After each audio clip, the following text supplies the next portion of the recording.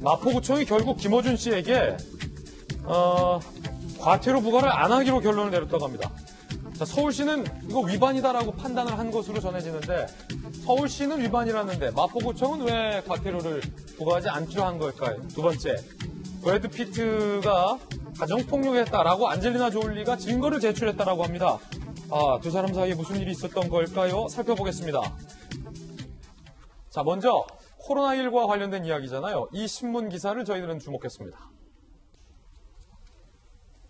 중앙일보 8면 작년에 5월의 신부 21% 줄었다. 코로나 때문에 혼사길에 막혔다라는 기사가 가슴 아팠습니다.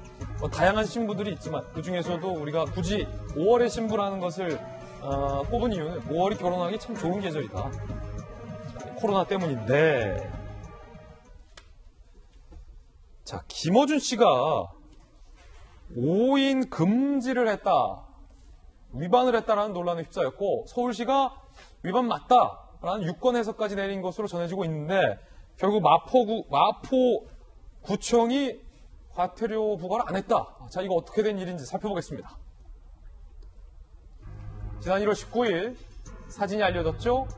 김어준 씨, TBS 제작진 7명 마포구 커피숍에서 이건 5인 이상 사적 모임 금지 위반 논란에 됐고 지난달 3일 서울시가 아니 이게 왜냐면 왜 서울시 입장이 나왔냐면 마포구청에서 우리 판단 못할 테니까 서울시에서 판단해달라고 보냈어요. 서울시가 과태료 부과 대상 맞다라고 의견을 내려보냈습니다. 그런데 마포구는 이 논란이 제기된 지 벌써 58일인데 김어준 씨에게 과태료를 부과하지 않기로 어제 최종 결론을 내립니다.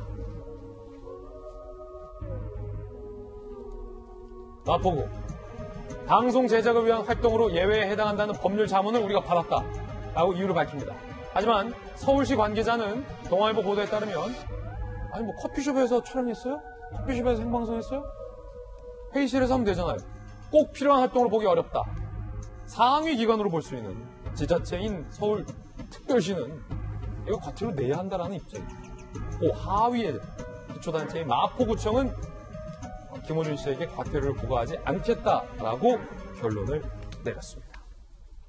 자, 요 장면. 김영주 의원님. 네. 이거 마포구청의 판단, 이 서울시와도 정작 다른데, 자, 그러면 이제 일단 뭐 공정하다라고 보십니까?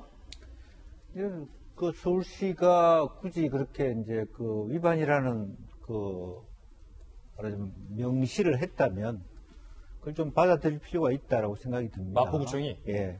그리고 실제로 뭐 일부 서 있는 사람도 있고 그렇긴 해요. 이제 뭐 어떤 시점에서 어떤 타이밍에 보느냐에 따라서 좀 혼란이 있을 수도 있죠. 논쟁이 있을 수도 있습니다만은 그럼에도 불구하고 서울시가 이건 부과 대상 맞다고 판단했다라면 그걸 받아들일 필요가 있는데 깊이 들어가 보면 사실은 이제 저렇게 서울시와 다른 결정을 했을 때는 우리가 당연히 배경이 좀 의심스럽지 않아요. 궁금해질 수밖에 없는데 제가 느낄 때는 아마 국회의원과 구의원들이 사실은 마포구 공무원들은 그냥 부과할 입장을 취했을 가능성이 굉장히 높은데 그런 것을 막았을 수도 있지 않았겠나. 요건 굉장히 좀 위험스러운 상상입니다. 예, 위험스러운 상상입니다. 합니다만 굳이 구가 원래는 구에는 구청장이 있습니다만 부구청장이 다 시에서 파견한 부구청장이 있고 그렇게 본다면 굳이 시하고 각을 세울 만한 일이 별로 없습니다. 구가. 그렇죠. 예, 이런 일에 대해서. 통상 왜냐하면 김영주 의원님이 서울시에 또 정무 부시장을 하셨기 때문에 할 수 있는 말이에요. 그러면 사실은 뭐 크게 이 사람 큰 재산에 어떤 손실을 입히는 게 아니고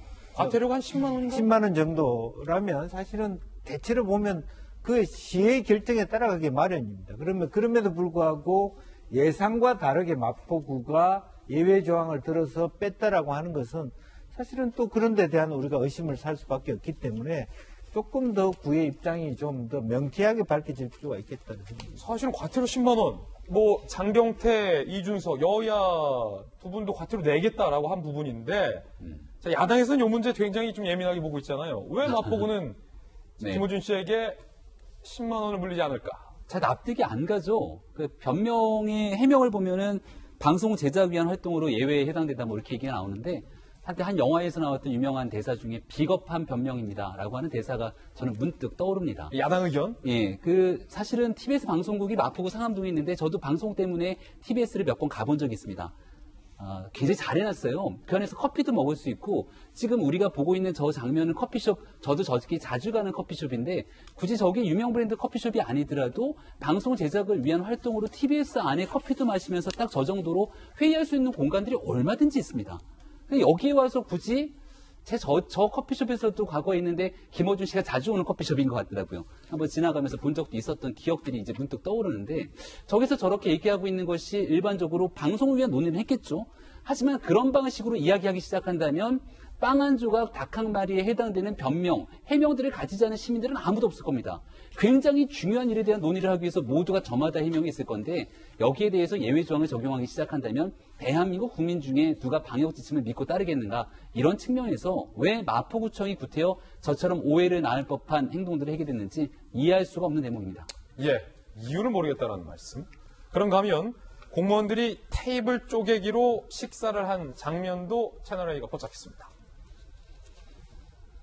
지난달 한 식당 내부 모습, 그냥 보면 별다를 것 없어 보이는 모습. 그런데 한 여성이 박수를 칩니다. 갑자기 외치죠? 옆 테이블 사람들도 같이 갑자기 박수를 칩니다. 뭐죠? 그리고는 하나둘씩 일어납니다. 이건 뭐예요? 옆 테이블도 같이 자리를 듭니다. 바로 공무원들이 테이블 쪽에 앉은 겁니다. 공무원들은 뒤풀이 자리였다고 하는데 사적 모임에 해당하죠. 시흥시 관계자의 이야기 들어보시죠. 공공기관이니까 알고 있었고, 그리고 이제 나눠서 이렇게 5분인데 결제를 나중에 직원이 한꺼번에 했거든요. 자, 조금 나눠서 앉은 부분이다. 판단 여러분께서 해주십시오.